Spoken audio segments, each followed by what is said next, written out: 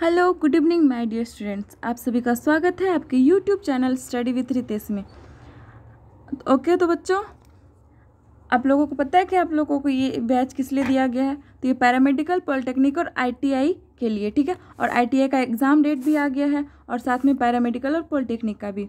तो आप लोगों के लिए वीडियोस बहुत ही ज़्यादा इंपॉर्टेंट है। दैट मीन्स आप लोगों को अच्छे से करना है और नोट भी करते जाना सारे प्रश्न को, ठीक है। तो चलिए बढ़ते हैं अपने प्रश्न की तरफ। आज का आपका पहला प्रश्न है आपके स्क्रीन पर।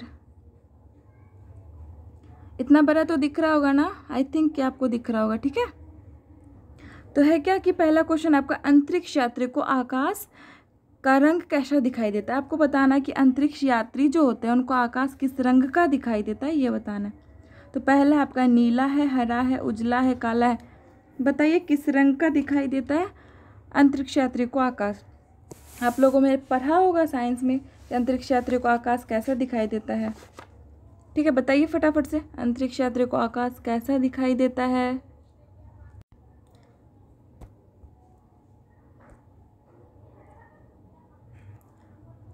बताओ फटाफट से बच्चों, अंतरिक्ष यात्री को आकाश कैसा दिखाई देता है। तो ये आपका उजला, सॉरी, ये आपका क्या, काला रंग का दिखाई देता है, ठीक है। अंतरिक्ष यात्री को आकाश जो वो कैसा, ब्लैक दिखाई देता है, कैसा, ब्लैक, ठीक है। चलिए अगले प्रश्न की तरफ। अगला प्रश्न है आपका, प्रतिरोधक का मात्रक होता है। आपको बताना है कि प्रतिरोधक का क्या मात्रक होता है। रेसिस्टेंट जो होता है उसका मात्रक क्या होगा। एम्पियर होगा, ओम होगा, अर्ग होगा, जूल होगा, क्या होगा बताइए फटाफट से। ये वन लाइनर क्वेश्चन है और यहाँ से आपसे 1 से 2 प्रश्न आपके एग्जाम में पूछ लिए जाते हैं, ठीक है। तो यहाँ से आपको इंपॉर्टेंट से ध्यान से करना, याद करना है, ठीक है। तो प्रतिरोध का मात्रक क्या होता है, ओम होता है। ये सभी को पता है क्या होता है, ओम होता है, ठीक है। ओम्स लॉ पढ़े होंगे आप लोग, उसी में आपका फॉर्मूला होता है V = बराबर जो होता है R वाला, वो आप लोग कर लेंगे, ठीक है। चलिए अगला प्रश्न है आपका, निम्न में से कौन अर्धचालक है। बताइए फटाफट से, अर्धचालक कौन है। सिलिकॉन है, जर्मेनियम है, आयरन है, या ए भी दोनों। बताइए फटाफट से। अर्धचालक बताइए, अर्धचालक एक चालक होता है, एक अर्धचालक होता है, एक कंडक्टर होता है, एक सेमी कंडक्टर होता है। तो इसमें सेमी कंडक्टर बताइए। आप लोगों को पता है कि आयरन क्या है, ये कंडक्टर है, ठीक है।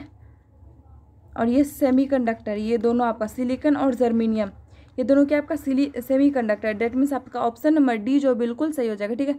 जिन भी बच्चों का ऑप्शन नंबर डी है वो बिल्कुल सही है, ठीक है। क्या है, बिल्कुल सही है, ए और बी दोनों हो जाएगा आपका, ओके। चलिए अगला प्रश्न है आपका, विद्युत बल्ब के भीतर क्या होता है। निर्वात रहता है, वायु भरी रहती है, निष्क्रिय गैस भरी रहती है, हाइड्रोजन भरी रहती है।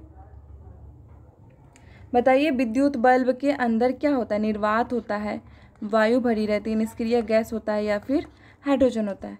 आप लोग सभी जानते हैं और सभी को इस प्रश्न का सही आंसर देंगे, मुझे पूर्ण विश्वास है, ठीक है। क्योंकि आप लोग तैयारी कर रहे हैं तो आप लोग ज़रूर पढ़े होंगे इन सब चीज़ों को। तो क्या है, विद्युत बल्ब के भीतर क्या होता है आपका, ये निष्क्रिय गैस होता है। जिन भी बच्चों का ऑप्शन नंबर सी है वो बिल्कुल सही है, उनकी तैयारी अच्छी चल रही है, डेट मीन्स, ठीक है। क्या है, निष्क्रिय गैस भरी होती है, ठीक है। क्या, निष्क्रिय गैस। अगला प्रश्न है आपका, देखिए यहाँ पर, बिजली के फ्यूज का तार किससे बना होता है। बताइए फटाफट से बच्चों, ये तो बहुत ही ईजी क्वेश्चन है आपके लिए। बिजली का तार, जो बिजली के जो फ्यूज़ हैं वो किसके बने होते हैं।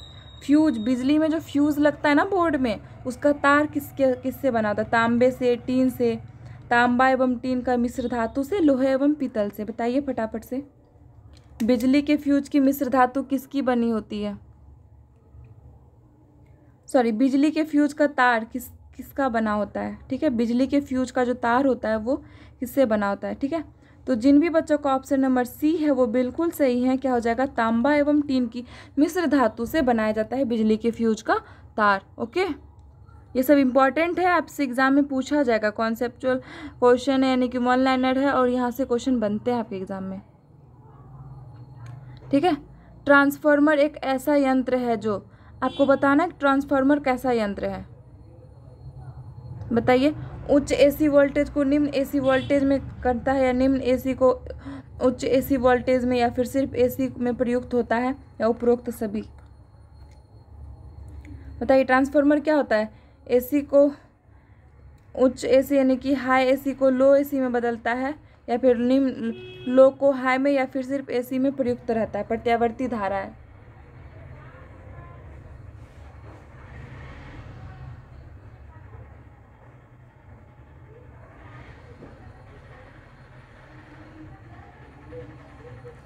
तो ये क्या हो जाएगा आपका? उपरोक्त सभी। जिन भी बच्चों का ऑप्शन नंबर डी है वो बिल्कुल सही है।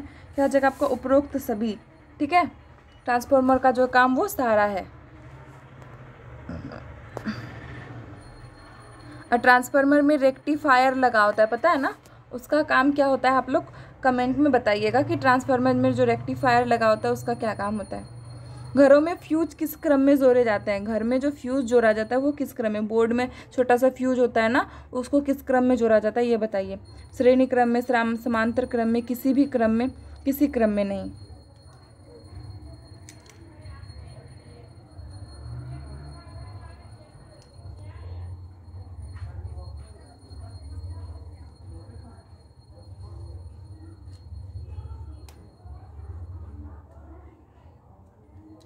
बताइए फटाफट से बच्चों, किस में जोड़ा जाता है फ्यूज को?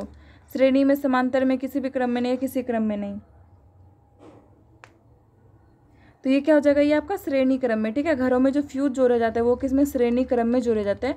ये सब ध्यान रखिएगा। श्रेणी क्रम में क्या होता है? R1, R2, R3 direct continuous Rn तक जुड़ता है। ठीक है, Rn तक। और फिर आपका समांतर क्रम में 1/R1, ठीक है, 1 प्लस R2 ऐसे करके जुड़ता है। ठीक है, बाय में। ठीक है, घरों में पंखा, बल्ब आदि उपकरण किस क्रम में लगे होते हैं ये आपको बताना है। घरों में जो पंखा, बल्ब आदि उपकरण जो है वो किस क्रम में लगा होता है? बताइए। समांतर क्रम में, श्रेणी क्रम में, किसी भी क्रम में, या फिर किसी क्रम में नहीं? बताइए। या तो समांतर क्रम होगा या श्रेणी क्रम होगा, ये दोनों तो होगा नहीं क्योंकि क्रम में लगाया जाता है। तो अब बताइए कि इस दोनों में आपका क्या आंसर होगा? समांतर और श्रेणी। तो क्या हो जाएगा? ये आपका 8 नंबर का ऑप्शन नंबर ए बिल्कुल सही है बच्चों आप लोगों का। पंखा जो घर में लगा होता है या बल्ब, वो किस में? समांतर क्रम में लगा होता है। ठीक है, चलिए अगला प्रश्न देखिए। अस्थाई चुंबक बनाने के लिए प्रयोग किया जाता है। अस्थाई चुंबक में बनाने के लिए किस चीज़ का प्रयोग किया जाता है? बताइए। नर्म लोहा का, जर्मेनियम का, सिलिकॉन का, या इस्पात का? फटाफट से बताइए बच्चों। किस प्रकार के मतलब चुंबक बनाने के लिए किस प्रकार के लोहे का, यानी किस प्रकार के इसका वर्क किया जाता है? नर्म लोहा का, जर्मेनियम का, सिलिकॉन का, या पर इस्पात का?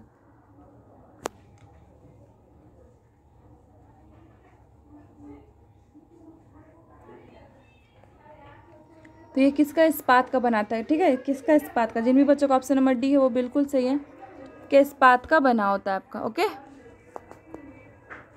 अगला प्रश्न देखिए।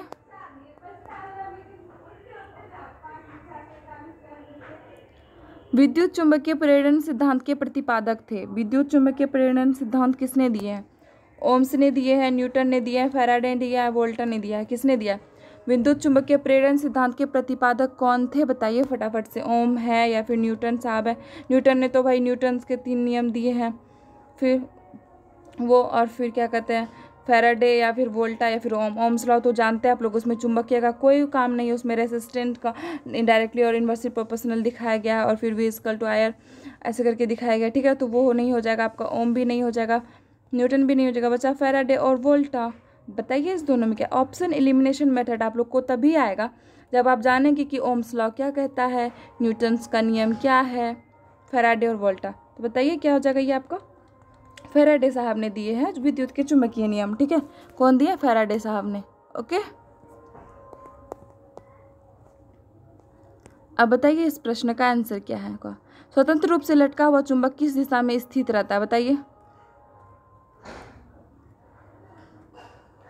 ये तो सभी को पता होगा कि आपका जो मैग्नेट होता है कौन सा बाइपोलर होता है, और फिर वो क्या होता है, वो कौन कौन सा 2 पोल दर्शाता है, यानी कि 2 दिशा दर्शाता है। नॉर्थ और क्या कहते हैं, नॉर्थ और साउथ, क्या यही ना दर्शाता है? साउथ नॉर्थ या नॉर्थ साउथ जो बोलिए। क्या हो जाएगा आपका? ऑप्शन नंबर ए बिल्कुल सही हो जाएगा, उत्तर और दक्षिण दिशा को दर्शाता है। ओके, अब बताइए परमाणु बम किस सिद्धांत पर कार्य करता है? परमाणु बम किस सिद्धांत पर कार्य करता है बताइए। हम तो ये पिछली क्लास में बता चुके हैं परमाणु बम किस सिद्धांत पर कार्य करता है। तो ये किस सिद्धांत पर कार्य करता है बताइए बच्चों। ये नाभिकीय विखंडन, ठीक है। इन भी बच्चों का ऑप्शन नंबर डी है वो बिल्कुल सही है, किसमें नाभिकीय विखंडन पर कार्य करता है। ओके,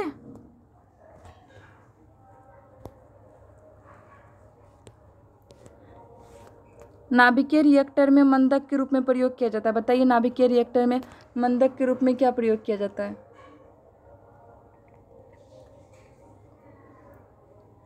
मंदक के रूप में क्या प्रयोग किया जाता है नाभिकीय रिएक्टर में, बताइए फटाफट से।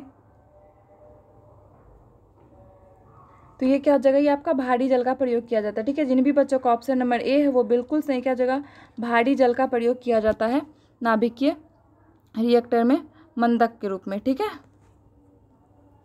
अगला प्रश्न है, नाभिकीय रिएक्टर में नियंत्रक के रूप में किसका प्रयोग किया जाता है, बताइए फटाफट से। नाभिकीय रिएक्टर में नियंत्रण का प्रयोग किया जाता है, किसका प्रयोग किया जाता है, बोरिक एसिड का, कैडमियम क्षार का, भारी जल का या CFCS का, बताइए बच्चों फटाफट से। तो ये क्या हो जाएगा, जिन भी बच्चों का ऑप्शन नंबर बी है वो बिल्कुल सही है, क्या हो जाएगा, कैडमियम क्षार का जो है प्रयोग किया जाता है, ठीक है। किसका, कैडमियम क्षार का। ओके, चलिए अगला प्रश्न है आपका, सूर्य एवं तारों से प्राप्त ऊर्जा एवं प्रकाश का स्रोत है। आपको बताना है कि सूर्य एवं तारों से जो प्राप्त ऊर्जा होता है वो प्रकाश का कौन सा स्रोत है, बताइए। नाभिकीय विखंडन, नाभिकीय संलयन या फिर वर्ण विक्षेपण या विकिरण, बताइए। सूर्य में कौन से संलयन मतलब नाभिकीय वो क्रिया होती है, तो वो क्या हो जाएगा आपका नाभिकीय संलयन, ठीक है। जिन भी बच्चों का ऑप्शन नंबर बी है वो बिल्कुल सही है, क्या हो जाएगा नाभिकीय संलयन जो है ऊर्जा का स्रोत है, ठीक है। सूर्य एवं तारा में सूर्य बना हुआ है मुख्यतः किसका बना हुआ है, सूर्य हाइड्रोजन से, हीलियम से, कार्बन से या हाइड्रोजन हीलियम दोनों से। तो आप लोगों ने पढ़ा होगा कि सूर्य किससे बना होता है, ये सभी को पता होगा, आई होप सो, ठीक है। तो ये सूर्य किसका बना होता है, ये ए और बी दोनों यानी कि हाइड्रोजन और हीलियम दोनों से बना हुआ है आपका सूर्य, ठीक है।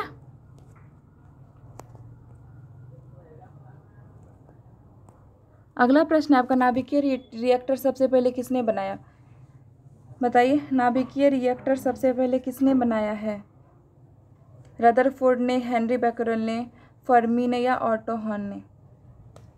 हेनरी बैकरल ने तो नहीं बनाया है, रदरफोर्ड ने भी नहीं बनाया है, ऑटो हॉर्न और फर्मी में बताइए कि किसने बनाया है नाभिकीय reactor, Rutherford, Henry Becquerel, Fermi या ऑटो हॉर्न।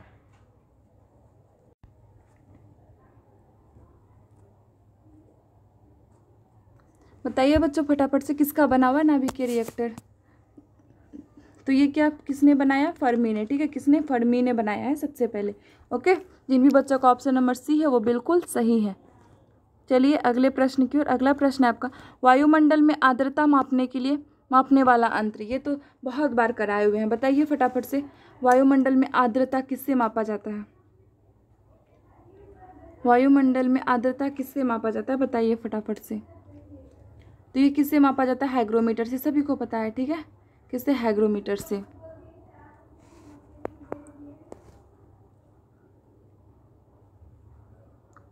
विद्युत धारा को मापने के लिए प्रयुक्त यंत्र बताइए, विद्युत धारा को मापने के लिए प्रयुक्त यंत्र। अमीटर होगा, वोल्ट मीटर होगा, एम्पियर होगा, ट्रांसफार्मर होगा। ट्रांसफार्मर तो होगा नहीं भाई, ठीक है। एम्पियर तो ये यूनिट होता है बच्चा, अमीटर और वोल्ट मीटर, बताइए इन दोनों में से क्या होगा। तो ये क्या हो जाएगा आपका, विद्युत धारा को हम लोग एमीटर में मापते हैं, ठीक है। किसमें, एमीटर से मापते हैं, ठीक है। ये यंत्र है विद्युत धारा को मापने के लिए, ठीक है। जिन भी बच्चों का ऑप्शन नंबर ए है वो बिल्कुल सही है, उनकी तैयारी अच्छी चल रही है। और आप लोगों से है कि आप हमें कमेंट में ज़रूर बताइएगा आपका प्रश्न कितना सही हुआ, ठीक है, ईमानदारी पूर्वक। ओके, अगला प्रश्न है आपका, सामान्यतः ताप एवं दाब पर विभिन्न गैसों के 1 ग्राम अणु का आयतन होता है। आपको बताना है कि सामान्यतः ताप एवं दाब पर विभिन्न गैसों के एकमात्र अणु का आयतन होता है। 1 ग्राम अणु का आयतन कितना होता है, बताइए। सामान्य ताप एवं दाब पर। ये प्रश्न है, आप बताइएगा, ठीक है। ये प्रश्न आप बताइएगा आंसर करके, ओके। फिर हम अगली क्लास में होगा तो डिस्कस कर देंगे, देखेंगे हम आंसर कमेंट में सबका, ओके। चलिए अगला प्रश्न देखिए। बस हम आंसर बता दे रहे क्या होगा, सॉल्यूशन आप करेंगे, ठीक है। सॉल्यूशन करके बताएंगे क्या होगा। ऑप्शन नंबर डी आंसर है, सॉल्यूशन करके आप बताएंगे कि इसका आंसर क्या होगा, ठीक है। अगला प्रश्न आपका, एक मोल में कुल परमाणु की संख्या कितनी होती है? बताइए, एक मोल में कुल परमाणु की संख्या कितनी होती है? ये तो सभी को पता होगा, एक मोल में कुल परमाणु की संख्या कितनी होती है, कितनी होती है आपकी, बताइए। ये होती है 6.023 into 10⁻23। Okay, option number C आपका बिल्कुल सही है। अब बताइए, रेडियम की खोज किसने की है? ये तो बच्चा को पता है कि रेडियम का खोज कौन किया है, बताइए। 2 लोग मिलके किया है, ठीक है। आप लोगों को सिर्फ पता होगा मैडम क्यूरी ने, और एक है रॉबर्ट पियरे जी, उन्होंने भी मिलकर किया है, ठीक है, रेडियम का खोज, ठीक है। तो ऑप्शन नंबर डी आपका बिल्कुल सही हो जाएगा, ठीक है। जिन भी बच्चों का ऑप्शन नंबर डी है, ए और बी दोनों ने रेडियम की खोज की है। आप लोगों को बस याद होगा कि मैडम क्यूरी, और ये भी उनको भी याद रखना, रॉबर्ट पियरे जी को। पियरे जी बहुत प्यारे हैं, उनको याद रखिएगा, भूल मत जाइएगा, ठीक है। तो अगला प्रश्न है आपका, निम्न में सर्वाधिक विलायक होता है, किसमें सबसे ज़्यादा विलायक होता है? बताइए फटाफट से, सबसे ज़्यादा विलायक किसमें होता है? सबसे ज़्यादा चीज़ किसमें घुलता है, ये बताना है आपको, बताइए। कोई भी चीज़ हम किस में सबसे अधिक घोलते हैं? जल में घोलते हैं, अल्कोहल में घोलते हैं, ईथर में घोलते हैं, या नेप्था में घोलते हैं? बताइए। सब जानता है कि हम लोग जो भी चीज़ सबसे पहले क्या जल में घोल के ट्राई करते हैं, और वो घुलनशील होता है जल में। जो चीज़ सिर्फ वसा नहीं घुलता है आपका जल में, और भी चीज़ आप जो घोलना चाहते हैं वो जल में आपका घुल जाता है। अगला प्रश्न है आपका, देखिए, एक अम्ल का जलीय विलयन नीले लिटमस पर क्या प्रतिक्रिया करता है? एक अम्ल का जो है जलीय विलयन नीले लिटमस पर क्या प्रतिक्रिया करेगा? अम्ल को जब नीले लिटमस पर डाला जाएगा तो वो कैसा रंग देगा, ये बताना है आपको, ठीक है। जब अम्ल को छाड़ में मिलाया जाता है, यानी कि नीले लिटमस पर दिया जाता है, तो वो कैसा रंग देता है? वो आपका लाल रंग देता है, ठीक है। जिन भी बच्चों का ऑप्शन नंबर ए है वो बिल्कुल सही है, वो क्या आपका लाल रंग देता है, ठीक है। लिटमस पेपर से एक प्रश्न पूछा जाता है, इसलिए ध्यान रखिएगा। अगला प्रश्न आपका, रक्त का पीएच मान क्या होगा? बताइए फटाफट से, रक्त का पीएच मान बताइए बच्चों, रक्त का पीएच मान हम ये बहुत बार बताए हुए हैं। तो ये क्या हो जाता है आपका 7.4, ठीक है। क्या हो जाएगा 7.4। जिन भी बच्चों का ऑप्शन नंबर सी बिल्कुल सही है। और आपसे दिए रहे किसका, नींबू का, आंसू का, वाटर का, प्लस में चींटी के काटने में कौन सा एसिड होता है ये बताना है। नींबू में कौन सा एसिड होता है, फिर आपका इमली में कौन सा एसिड होता है। ये सारा प्रश्न हमको कमेंट बॉक्स में मिलना चाहिए, ठीक है, क्लास के बाद। ओके, तो आज के लिए इतना ही। सारे प्रश्न का जवाब आप कमेंट में ज़रूर दीजिएगा, हम चेक करेंगे, ठीक है। और जिनका सही होगा हम ज़रूर बताएंगे कि हाँ सही है, ठीक है। चलिए, तो बाय बाय, टेक केयर, अच्छे से पढ़ाई कीजिए। एग्ज़ाम का डेट आ चुका है, बस आप लोगों के पास ज़्यादा नहीं 1 मंथ का समय है, ओके। और ITI वालों को तो बिल्कुल भी समय नहीं है बच्चों, इसलिए जमकर तैयारी कीजिए। Okay, bye, take care.